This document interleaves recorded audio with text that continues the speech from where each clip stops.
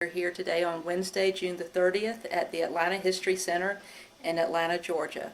Mr. Auchmutey, would you introduce yourself, please? Well, my name is Charles Robert Auchmutey, Jr. Mr. Auchmutey, what war and branch of service did you serve on? Well, I was in World War II. I was in the Navy.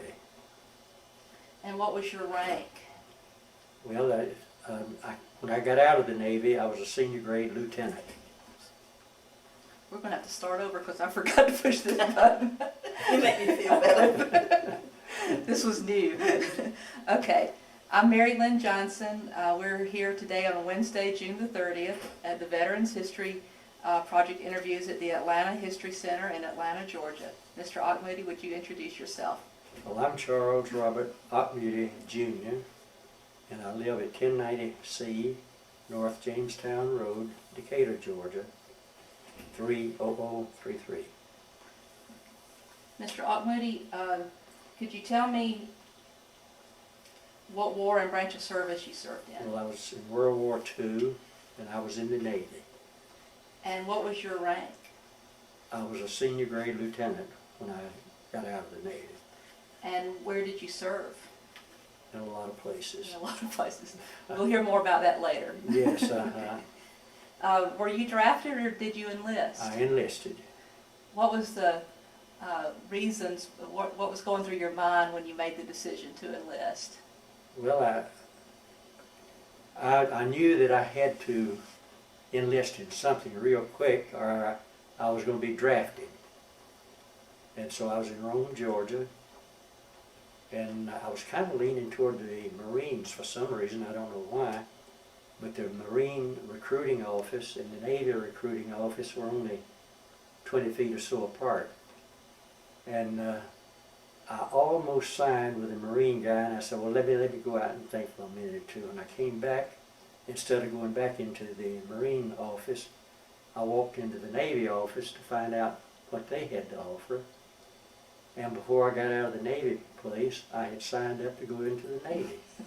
And what I signed up for was this, I believe it was the V6 or V7, one or the other, courses that they offered, where you go to Midshipmen school for 4 months.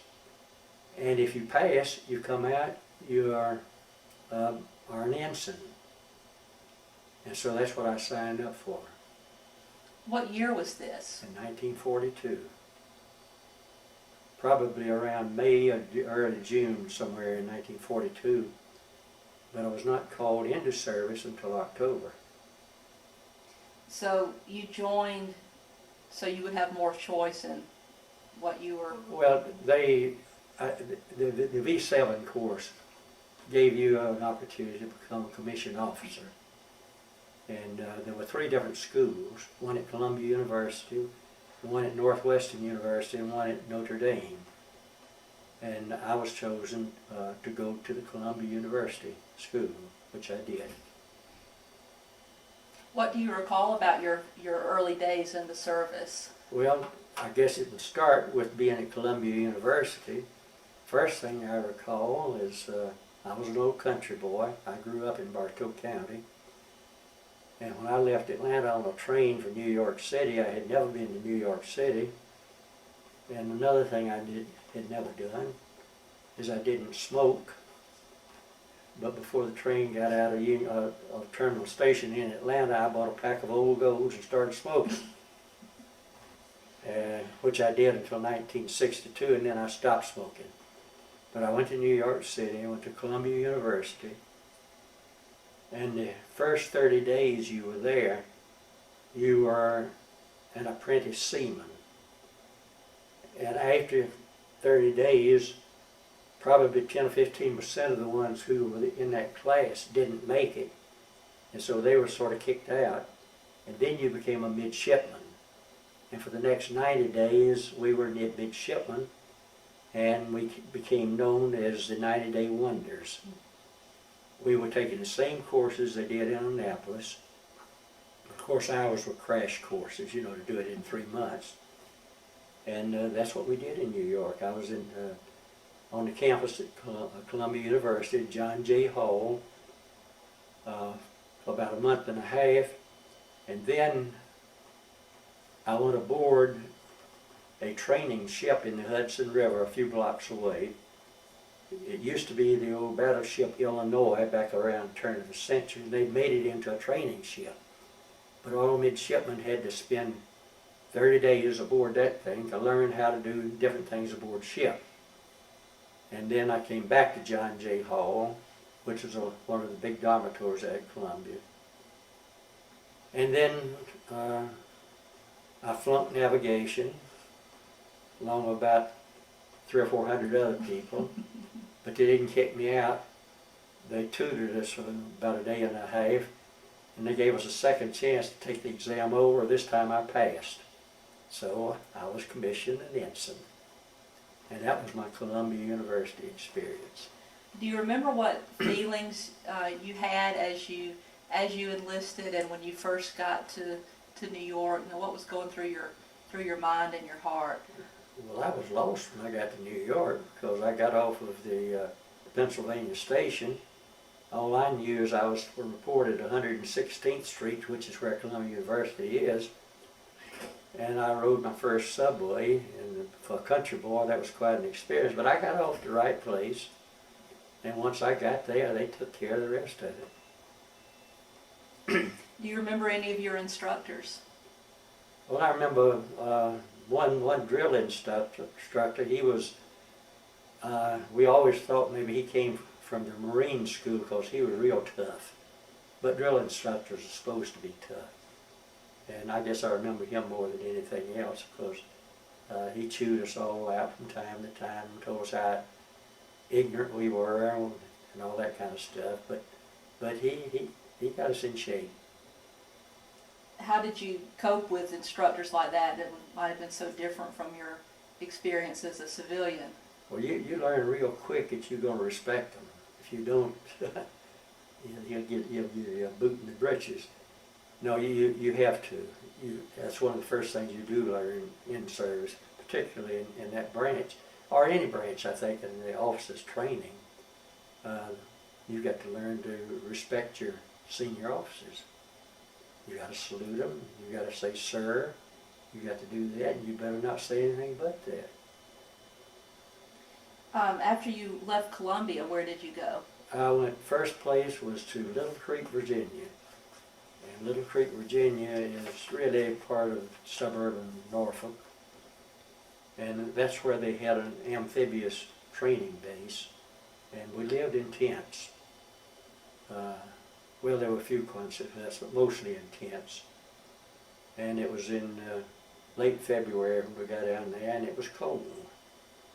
And we spent, 2 or 3 months learning how to operate boats, amphibious boats, landing people ashore, and things like that. And we went to school, we had classes, and that's what it was, just a training school. And it was a long, it was a very cold time. I know the day that we arrived there the first time, a group of us came in by train, and we arrived at that base like about midnight. And they didn't think we were going to be there until the next day around 9 or 10 o'clock, so we were a little early. And they weren't prepared for us that night. And there was a Quonset hut there. There was about 30 of us, I guess, in that group. And they didn't even have lights turned on in that place. And here, still February, it was about 20 degrees and didn't have any heat.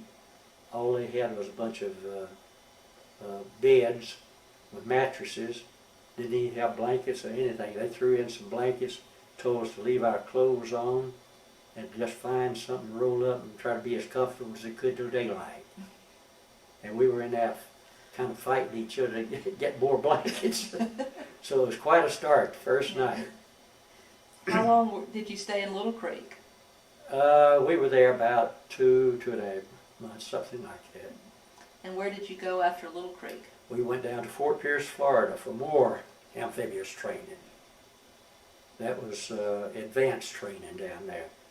That's where we actually went out and did maneuvers. We went out in other words, you thought you were going to Nassau, you went so far out and bring troops back in, and we did night landings and different things like that. And again, we lived in tents, and we learned real quick, like where we were. We were on one of the islands just off, about a mile offshore from Fort Pierce, and they had the biggest mosquitoes I've ever seen, but we could handle them. But what we didn't know how to handle was the sand flies. They're so tiny. They had mosquito nets, and if you came back at night and had a light on in your tent, the mosquito net would keep the mosquitoes off of you. But those sand flies would come right through and get in your hair, everything. Oh, it was miserable. Took a couple of nights of that, and we realized that you don't turn on a light after darkness. So we would always go into town and do something in there, and then come back in the darkness and grope around, go to sleep, and sandflies didn't bother you. But don't turn on the light at night, because those nets will not keep them out. How much free time did you have when you were at Fort Pierce and in Little Creek? And tell me some of the things Well, that you we did. were free at night for most nights. We got off, say, 5 or 6 o'clock, and the food was pretty good. It was served out there, and a lot of times we'd go into town and would eat there. They had several pretty good restaurants in town, and go to a movie in town. And for a town of 10 or 15,000 people, it wasn't bad at all. And one of the experiences that we had is they wanted to teach us how to, and I don't know why we had to do that, learn how to swim. We all were good swimmers, but they'd have us go out to the beach there and would test to see how long we could stay afloat. And the porpoises would come in and play with us. They scared the daylight out of us the first time they came in because I thought it was a shark. But porpoises, they're friendly, they're playful, they like to come in and play with you. But one day we went out there and the jellyfish had come in. And I'm going to tell you, that was a horror, because the jellyfish could throw those stingers. They can leave a whelp right across you, and boy, it hurts bad. So, and they do that periodically. They'll float in. And for 2 or 3 days, we didn't go about that beach because it was dangerous. Really, they can kill you if enough of them sting you. So, anyway, it was a good experience, but we were ready now after we got through at Fort Pierce. Well, during your time at Columbia and Little Creek and Fort Pierce, were you keeping up with the war and thinking about what role you were going to play in it? Well, we knew by being assigned to the amphibious force what our role would be. And it was simply that we were the ones that were going to land Marines and soldiers on enemy shores. So we knew we would be shot at, but we knew too that we wouldn't be going ashore. Ours is strictly a boat from ship to shore, take boats, taking them in, and we brought in their supplies too. So we knew what we were in for, but we didn't know where or when it was going to happen. Did they give you any kind of clues or hints as to where you might go? No, of course not. No. They might not have even known themselves. Well, they probably didn't at that time. They were just training you for be ready at any place. So how long total was this segment of your training from Columbia through Fort Pierce? Till bigger part of a year, toward September, October the next year, I guess. I have it all written down right here. Yeah, there it is. I said we went back aboard ship in around October 1943.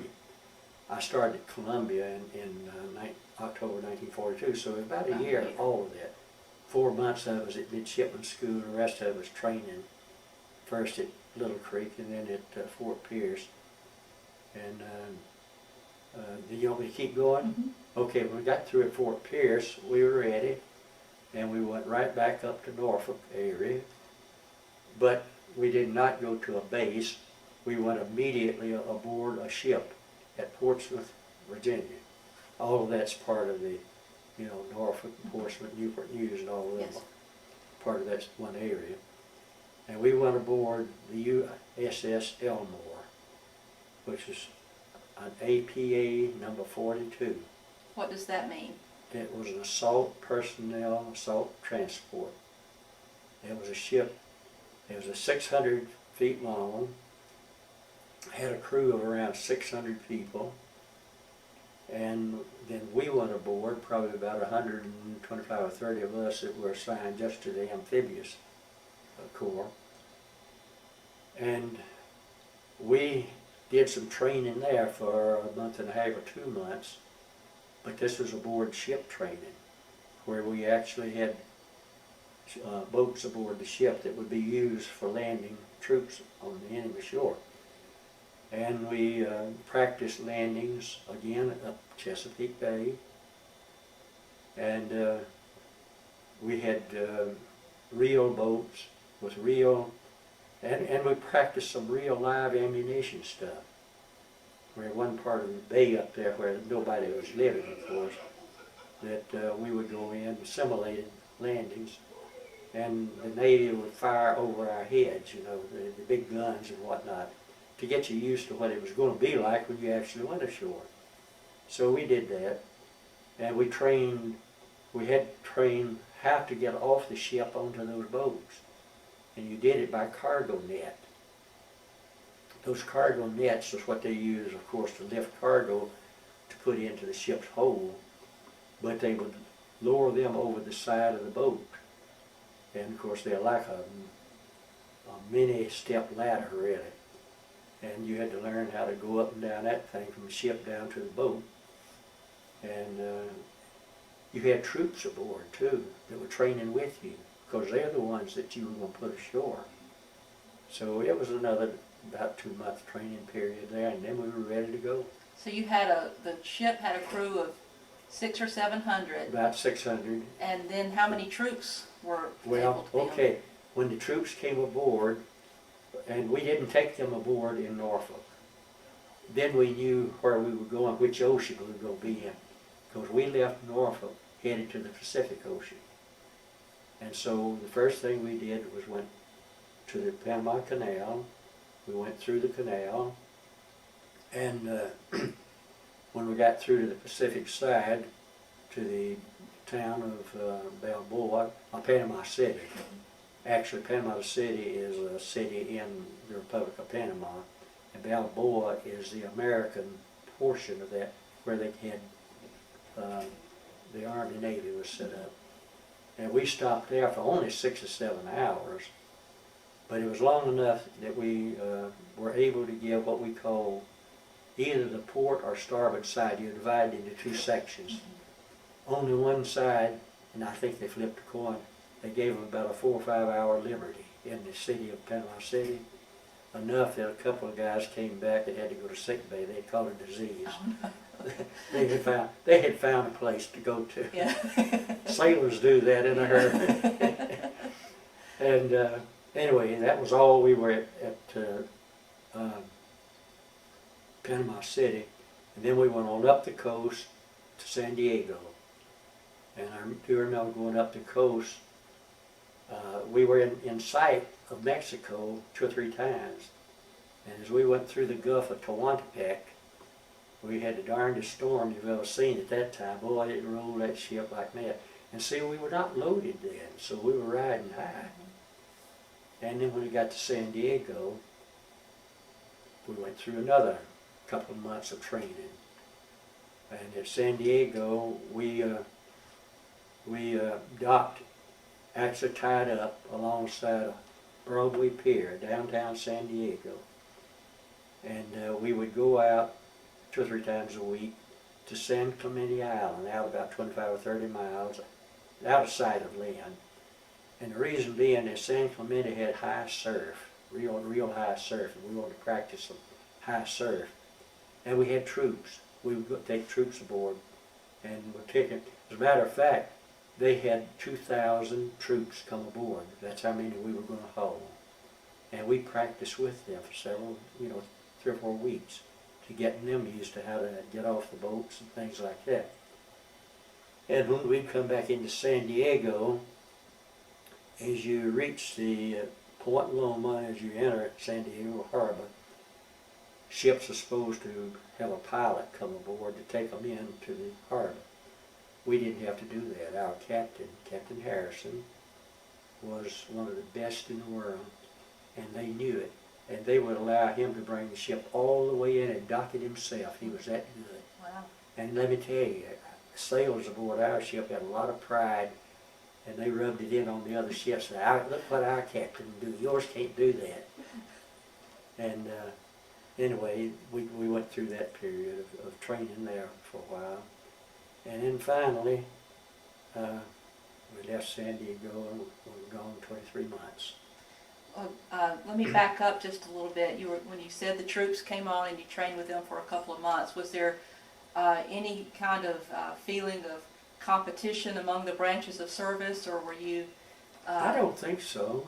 I really don't, because they knew what their role was and we knew what ours was. They knew the 600 aboard were there to operate the ship, and knew the 100 or so, 115 or 20 of us were the ones that were going to operate the boats that put them ashore.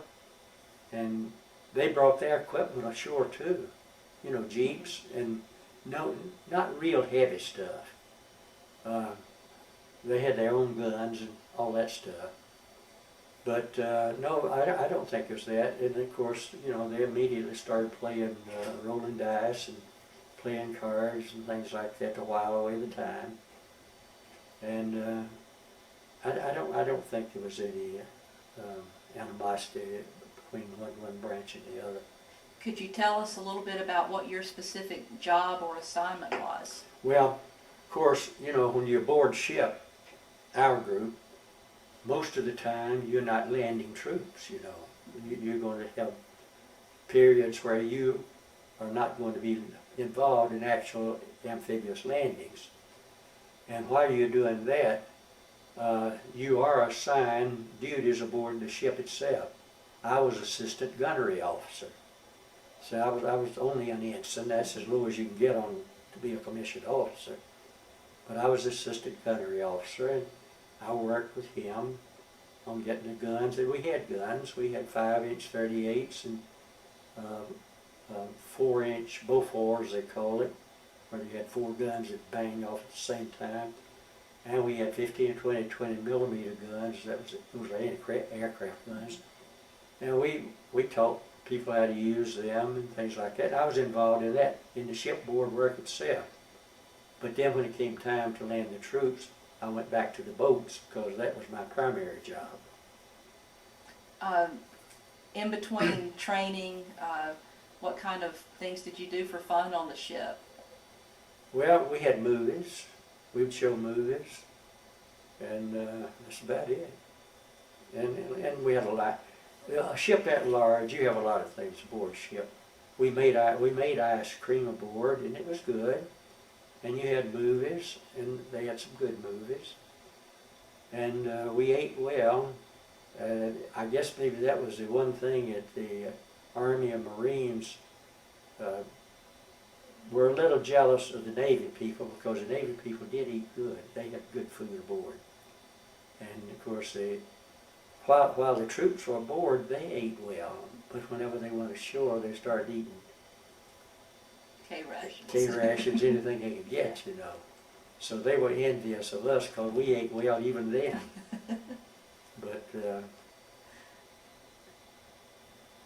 so you had left San Diego and you were heading into the Pacific, and you said you were gone we for still 23 didn't know months. where we were going.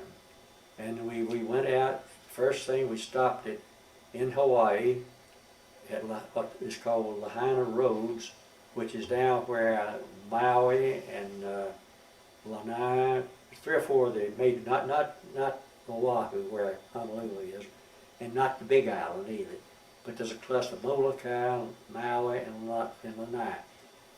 And this is a small town there, and we stopped to get some supplies and things like that. And we were on there about 6 or 8 hours.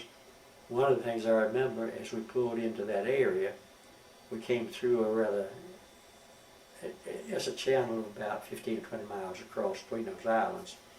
we went by Molokai. And we all knew that Molokai was at one time a leper colony. And of course, you know, we didn't know then. And we didn't know whether to take a deep breath and whether we walk, sail by there or not. But, you know, of course, there was no harm there. So we stopped there briefly to get more supplies, and then we left again, headed toward Asia. And that was the first time when we got out of Hawaii. For the first time they told us where we were going. What did you feel and what was going through your mind when you found out where you were going? Well, I think we were glad to find out because, you know, hey, we've been looking forward to this. Not that we were really looking forward to it, but knew it was coming. And we knew sooner or later, and it was going to have to be because this is the early stages of the war against the Japanese. And so we went on out, and we were in convoy, of course. Our ships, my ship was one of, I don't know how many, but there was a half a dozen of them that were sister ships. They all looked very much alike. And then there were other ships in there. It was a huge armada of ships. And you're still on the Elmore at this time? I was still on the Elmore, but we were now out in enemy territory, and so you had to watch out for submarines, and so we had a escort of destroyers and destroyer escorts. Our type ships were all in the core of the thing because we were not designed to fight submarines. Destroyers and destroyer escorts are designed to fight submarines.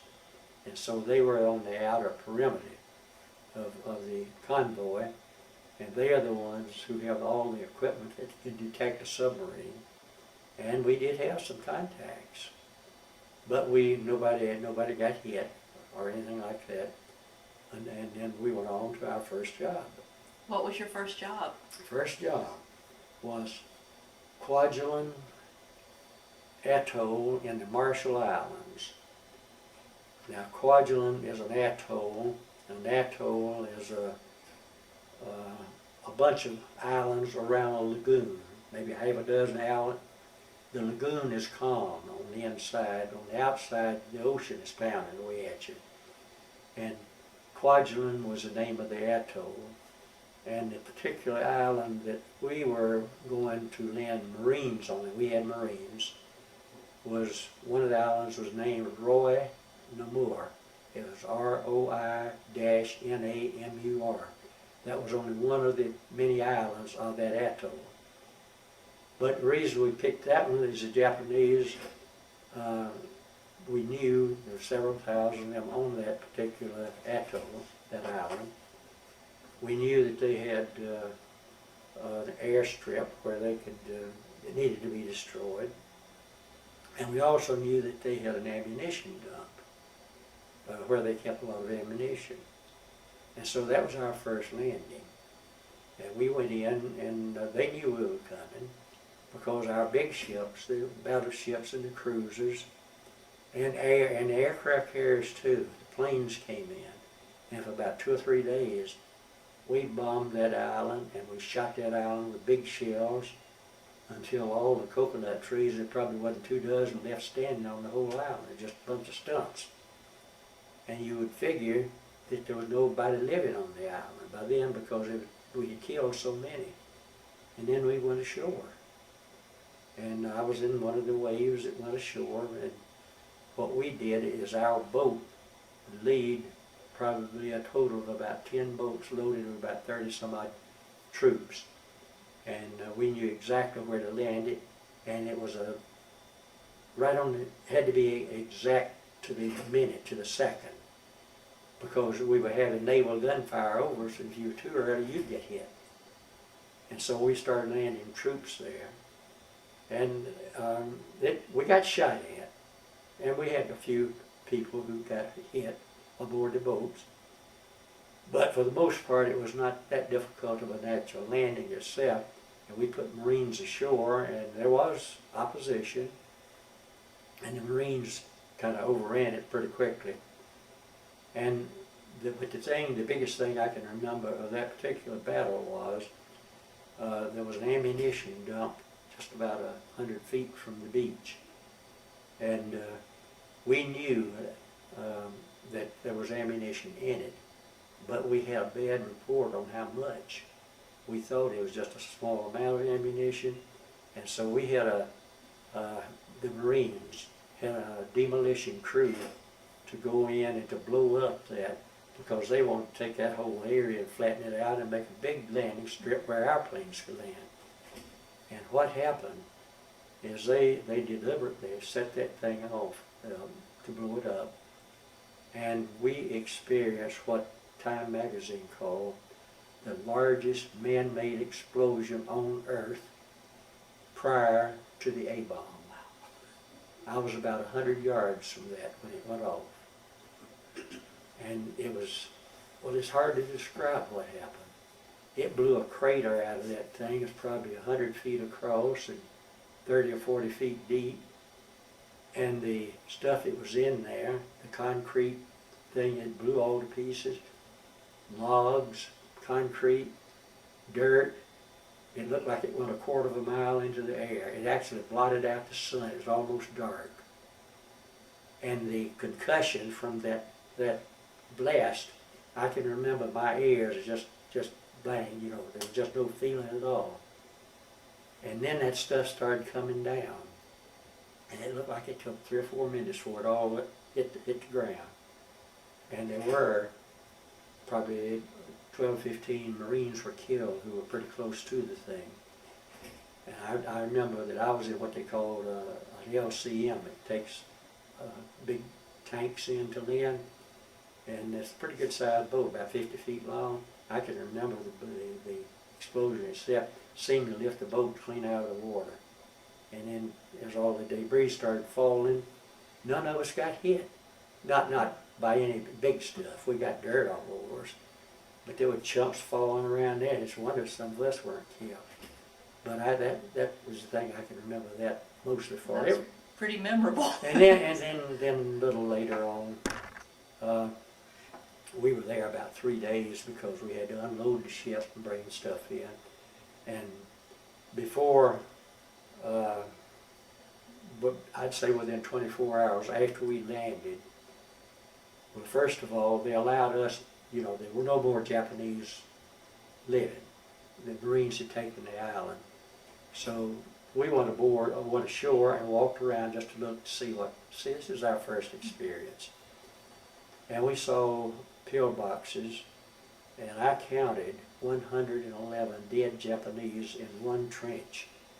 And of course they'd been dead for 1 or 2 days in that tropical sun. You can imagine how they were smelling by that time. And the Navy Seabees came in as a civilian battalion that comes in and makes airfields, and they were good. They came in with bulldozers and whatnot, and in a matter of hours, they probably pushed, I would guess, probably 1,000 or more dead Japanese, into that crater that was made and covered them over. And in just a few hours' time, they had that end of that island flattened out, packed down, flattened out, and we had planes landing on it. That's amazing. It is amazing how fast they can work.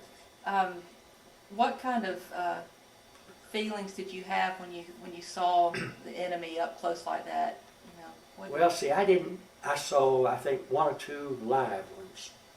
There was a pier that was sticking out into the water about 75 or 100 feet that I guess boats docked on, and it was, I guess it was low tide, because the pier was probably 6 or 7 feet up above the water at that time. And there were 2 Japanese under that pier, up in the cross pieces under there, and they were living. And they had a gun, and they took a few shots. Well, one of our boats spotted them immediately and swung a machine gun around, and then they were gone. They dropped into the water. We got them. Those are the only live Japs that I saw, because you don't take prisoners at that stage. They wouldn't allow you to take a prisoner. I mean, the Japanese. They would rather be killed. And we saw examples of the dead ones that we saw, where it looked like about 1/3 of them had taken their own lives by Harry Carey. where they had taken the sword and ripped the innards out. So, and they did that. They committed suicide rather than be taken prisoner. Did you ever have much time to think about, you know, what you were doing and how it made you feel, or did you just do what you were trained to do? Well, I don't know. It was such a new experience, you know. You were wide-eyed looking at all that, and I guess the first wide-eye was whenever that Japanese under the pier took a shot at our boat, and the bullet ricocheted just a few feet in front of me, and then I knew, what, hey, we're in a war. We're getting shot at. And so, I don't know, it was quite an experience. So, and you're, what, about 18 or 19 years old at this time? Well, let's see, that was 1944. No, yeah, 1944. No, I was 22 there. You're probably I was the old guy. Old man, but yeah. After you left this first engagement, the first battle, what did you do? What did you and your ship go, or where did you go? Well, our next one is just. Okay. Our next one, a little while later, was another landing in Marshall Islands in Eniwetok, Eniwetok. Kwajalein was one that we landed in. Eniwetok was another one. Eniwetok was not that difficult of a landing. We made it, and there was very little opposition, but we did make that landing. And then we left the area right then and had a little time off. And we went to what was the Ellice Islands, Ilellice Islands, to an atoll. The name of the atoll was Funifuti, Funifuti atoll. And all we were doing there was hauling troops from one place to another. And so we did that in between landings. And then after Funifuti, we went to the most civilized island that we ever saw in the Pacific, and that was New Caledonia. That was a long way further on south. And by the way, going to the Ellice Islands for the first time, we crossed the equator. And the Navy has an initiation when you cross the equator, and it can be a real, well, it's a fun time, but it can be pretty rough. But since it was wartime, we got by with just a minimum, you know. But we became a polywog, or whatever it is they call it, after you cross the equator. So we went on down to New Caledonia, and again we were ferrying troops and supplies, and we were there about 3 days. And New Caledonia belonged to the French, and there was a town on New Caledonia, the capital of Noumea, Noumea, a town of about 25,000 or 30,000 people. It's the closest thing to civilization we saw in nearly 2 years. And we were there, and there again they had what was called the Pink House. And there again the sailors were lined up to go to the Pink House. And we did too. We were hauling a lot of supplies, and they were using our boats. And we had incidentally 4 people were assigned to each boat. And a guy called a coxswain, he did that, and he had an engineer that took care of the motor. 2 other guys that would just handle the seaman duties on board the boat. And they took care of those boats whenever they were aboard ship. Each one was assigned, 4 of them assigned one boat. And when they were out there ferrying troops around to bases and other ships and things like that, they were hauling a lot of food supplies. Well, they would break open hay rations and get the cheese out, because the cheese was good. The rest of it wasn't any good, and throw the rest of it away. And they would get gallon cans of canned peaches, canned pears, because that was good. And they'd stash that away in their own boat so they could have goodies to eat on all the time. You know? So they had a ball doing that. And after New Caledonia, what was your next stop? Well, the next stop is we went to Guadalcanal, the Solomon Islands. And the Solomon Islands consist of several islands. Guadalcanal, where the initial battle a year earlier was the first time we put troops ashore to fight Japanese. And we had already 95% secured that island. It's a big island, about 100 miles long, 30 miles across. And we had airfield already established there. And we were there and we started doing a little more training, landing, training, things like that. We were also in that area was Savo Island. And Savo Island would become the centerpiece later for some of the great naval battles of the war where there's so many ships were sunk. One of them that was sunk there was USS Atlanta, a cruiser. And then across also from Guadalcanal, and I can remember all these names, was Tulagi, Tanambogo, Gavutu, and Florida Islands. And these were all islands that had been fought for and we had already taken them, and we had troops on them. But we was ferrying stuff around on that. And I do remember that on Gavutu and Tanambogo, it rained not once a day, but at least 3 or 4 times a day, and I mean heavy downpours. And before the next rain came, that same place where it rained earlier was already dusty. I mean, that tropical sun just slurped that water right up. And we had vehicles, running over it all the time. They made it in from a mud hole to a dust pile every 3 or 4 hours. And then on, excuse me, on Florida Island was a beautiful island, had a lot of coconut trees on it, and they had built a club there, an officers club, and the name of it was Iron Bottom Bay Officers Club.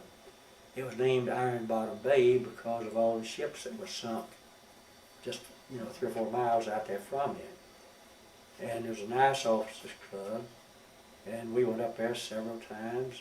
And I still have a membership card to the Iron Bottom Bay Club. Of course, I don't imagine it's anything there now, but there was then. And that was on Florida Island. And then we spent, 2 or 3 months just ferrying troops around to those different islands in the Solomon Islands group. And we went as far on up as the one of the bigger islands north of Guadalcanal was Bougainville and the Russell Islands. The Russell Islands had coconut plantations on them, and it was a beautiful sight because you could row the trees. I mean, they looked like rows in a field, coconuts, and they grew them. American interest there, and they would grow those and take the coconuts and made copra, using that fiber out of the coconuts. Well, of course, we learned how to, and listen, I love a green coconut is delicious. Some of those guys would show you, the natives would show you how you can take a green one before that shell gets too hard. Take a machete, I wouldn't try it. But you could take it, whack the top off, and you turn it up and drink it. Delicious, real good. So we went to Bougainville, and then we went on up to the Admiralty Islands, just a little above that, and into New Britain, which is also another one of the big islands. And you're almost at New Guinea now, all of those islands where they stretched out through there. We didn't make any actual combat landing, but we did land some troops on one of them. So, then, the big time. You want me to keep going? Yes, sir. We're almost to the end of this tape. Let me go ahead and switch sides of the tape now, so we won't interrupt the big one, okay? Okay. We've got about 15 minutes left.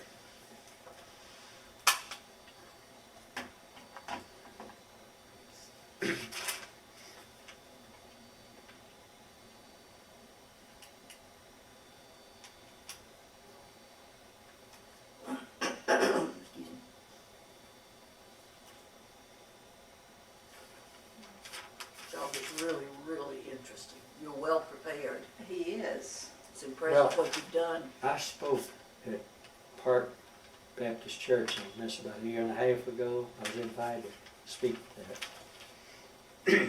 Would you come speak at lunchtime sometime at Life Enrichment? I suppose so. And we give you lunch. That's all we can give. I spoke at this Baptist church over there, over Stone Mountain. It had over 2,000 members. Oh, wow. And I spoke Is this Smoke rise? It's in that area, Okay. yeah. And I spoke over there on Wednesday night. I had about 100 people there that night.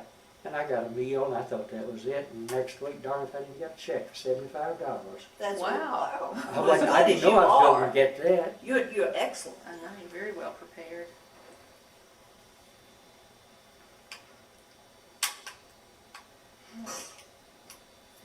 It doesn't have an eject button. I can't figure out how to eject it. I'm an electronic idiot. I might have to go get Frances and get her to help.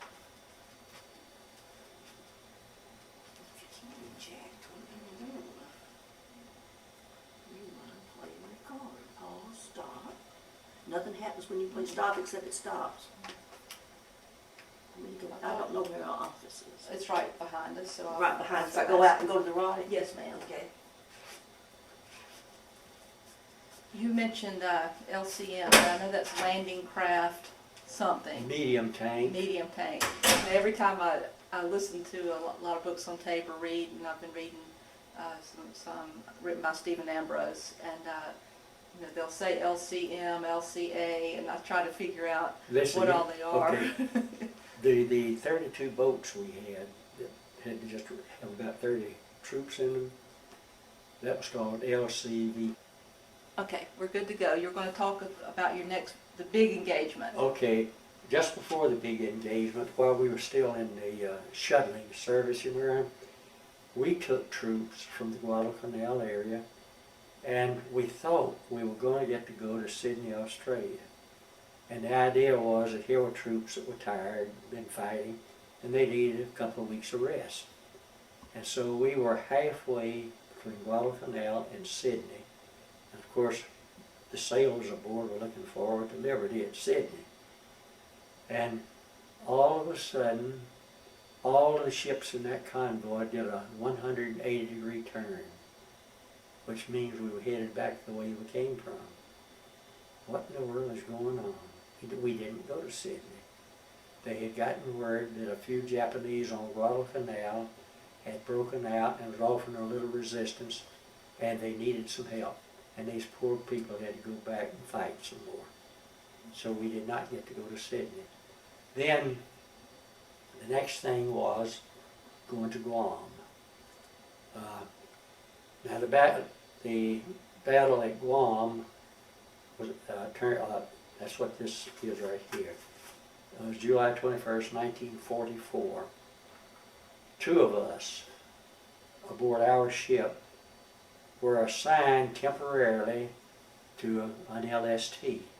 He was on one LST, I was on another. Because the LST is a ship that's 328 feet long.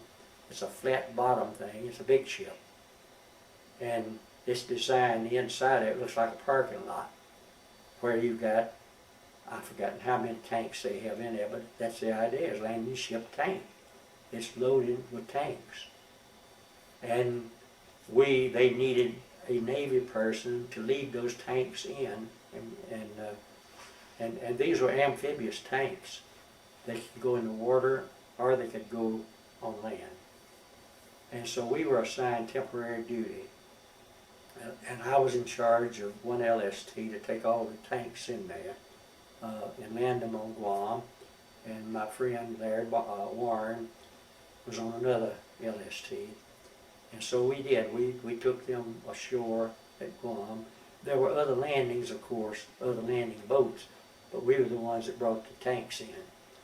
And we went in there, and we were about 3 days finishing that job, getting all the tanks in, and other equipment. And there was some opposition. We got shot at, mortar fire, and some of our boats got hit, and we had some casualties. But then we went back aboard ship after that landing, and not long after that, Larry and I were awarded this commendation.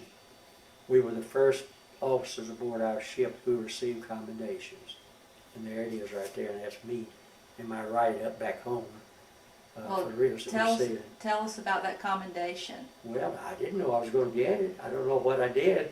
We got shot at, but we got the tanks ashore. But we got a good report from whoever the top boss was, and he sent it in, and Admiral Nimitz presented this thing. Right now, Admiral Nimitz wasn't there in person, but he presented it to me,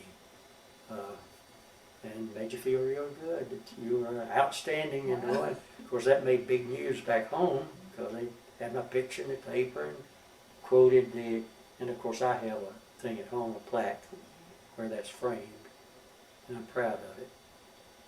But that was the Guam adventure, and after Guam, sometime a little later, was Saipan. Guam and Saipan and Tinian are three big islands that are in the Marianas group. And you're getting closer to Japan as you move on towards Saipan and Tinian. Of course, I think it's Saipan later on. That's where your B-29s are going to leave to go to Japan. I did not go ashore at Saipan, but I'm still on an LST, and we were more of a backup at that time. But the troops did go, and there was a battle there, and we took Saipan. And my ship was involved in that. Then we came back and fiddled around the Guadalcanal area again. We were in and out of the Guadalcanal area over a period of 5 or 6 months. We were in and out 3 or 4 times. And then we finally left Guadalcanal, and we went to New Guinea, Hollandia, New Guinea.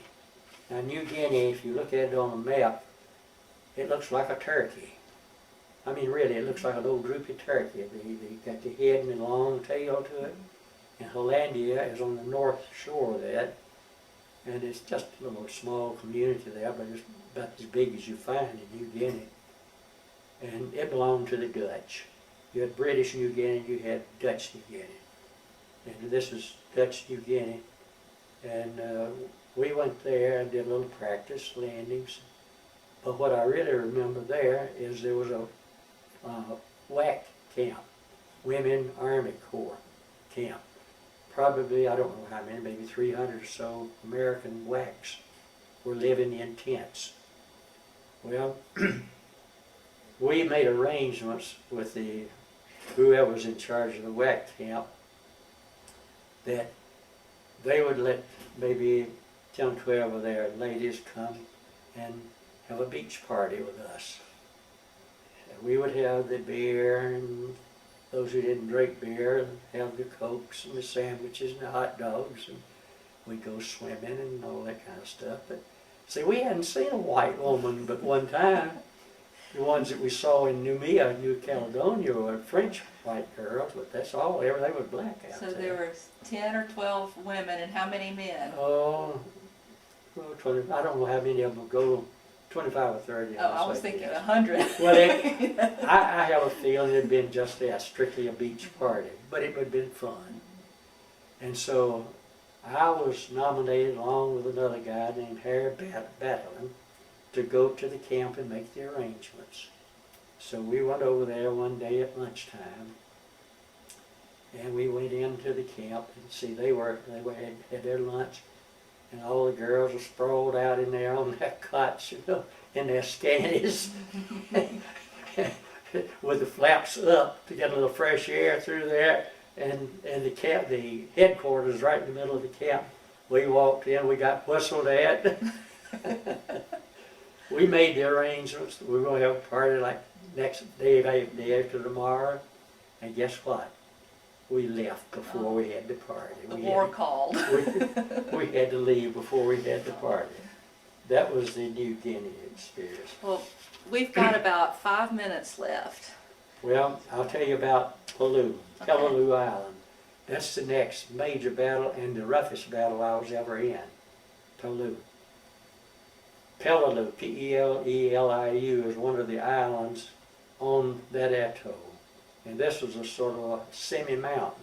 I mean, it had hills 200 or 300 feet high, and they're mostly coral caves and things like that.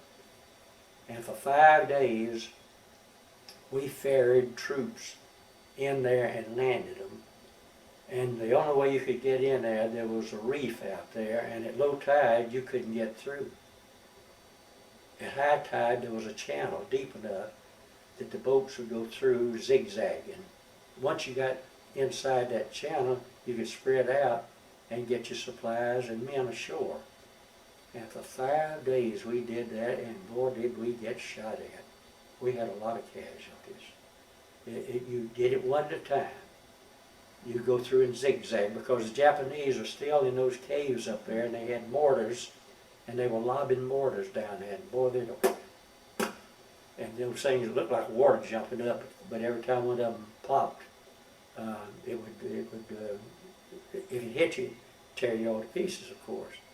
That was a rough one for 5 days. Now, a little episode that happened just prior to that. We were aboard ship, and when the troops were not aboard ship, every night we would have an officer, 2 officers would go down where the troops would normally be to just inspect. 2 of us went down one night, and we went in, looked into a head, which is a bathroom, and we found a homosexual act in progress.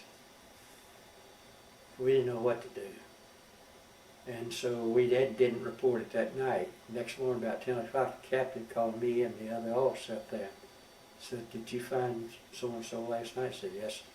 "Why didn't you come up and tell me? I'll not have that on this ship." So anyway, we confirmed it. And he called the officer up. And he, before the day was over, that officer's on his way back to the United States. He kicked him off the ship in a hurry. Well, during this battle at Peleliu, it was so bloody. After 5 days, we hadn't shaved, hadn't bathed, we were whipped. One of my friends out in California, we were sitting around there and we were talking about the guy that went back. He said, "You know something?" Says, "That SOB is back there in school at Harvard. And here we are having our AWS's shot at." He says, "There ain't no justice." And that is the truth. And that's the Peleliu story. Well, in the last minute or so that we have, just give us some of your reflections or closing comments that you'd like to share about your overall experience, or about what was going on back home with your family, or just anything you want to say. Well, the only contact I had, we got mail, and sometimes we went 3 or 4 weeks without receiving mail, and we look forward to that. And we use this, what did they call it, V-mail, I think, which is sort of a fast type mail thing. And I was on a censoring board, by the way. Every letter that left the ship had to be censored. And in other words, you had to open it and read it to be sure they weren't divulging where we were going to next. And we had one old boy, he was from Charleston, South Carolina, an old country boy. And when we had troops aboard, he looked like a little Abner type. He'd walk up and say, "They're rolling the dice and playing poker and things like that." He'd come in, "What are y'all doing?" And they'd invite him in. They didn't know it, but he was great. He'd clean them out.